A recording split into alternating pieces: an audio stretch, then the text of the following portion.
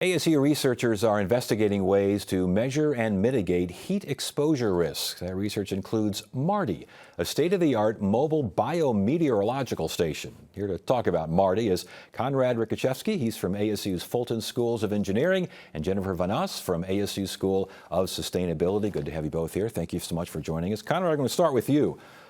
What's MARDI? MARDI is a set of sensors that we use to measure different ways your body is exposed to the heat. So wind heats your body, and then, as you know, when you walk over a hot parking lot, it feels like you're getting kind of grilled, by the asphalt. That's infrared radiation.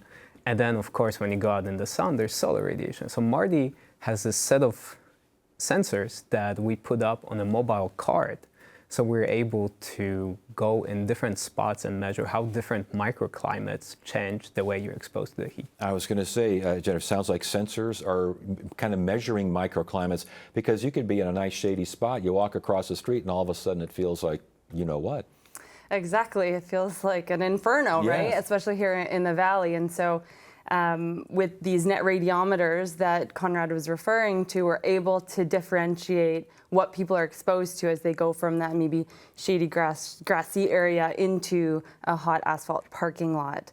And that's how we can also pick out these microclimates in a city and start to see what are these exposures people are experiencing, and then what can we do about that to mitigate heat exposure, especially to people where they spend time throughout the day, sidewalks, parks, and so forth. It sounds like one of these sensors, many are cylindrical shape, and that's a big deal, isn't it? I mean, talk to us about that. Sure. So in general, we have a set of instruments to quantify this heat exposures that range from a very expensive human-shaped robot, who we talked about, Andy, last year, and Andy sort of costs more than a house.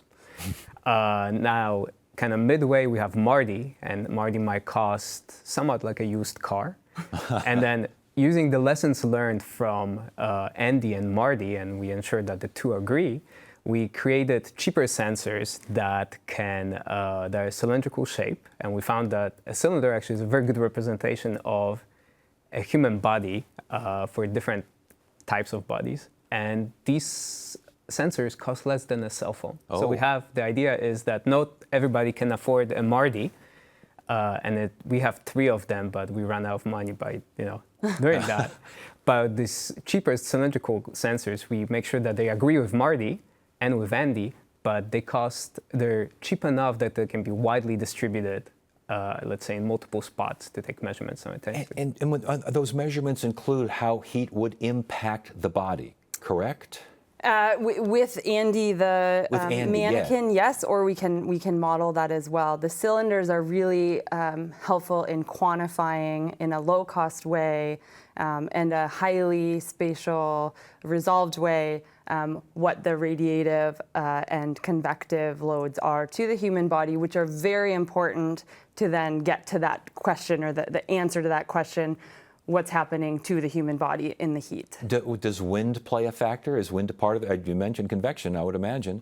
Wind plays a very important factor, both in the valley on a day like today. If the air temperature is so high, convective heat gain is important in terms of heating the body, so we don't like that convective heat gain. Right. But that wind flow also supports evaporative heat loss from the body, which on a day like today is the main, if not only, way that our body can lose heat to cool down. So sweating and evaporating that sweat from the skin is important. Wind helps that tremendously. What has the research shown so far with Andy and now with MARDI?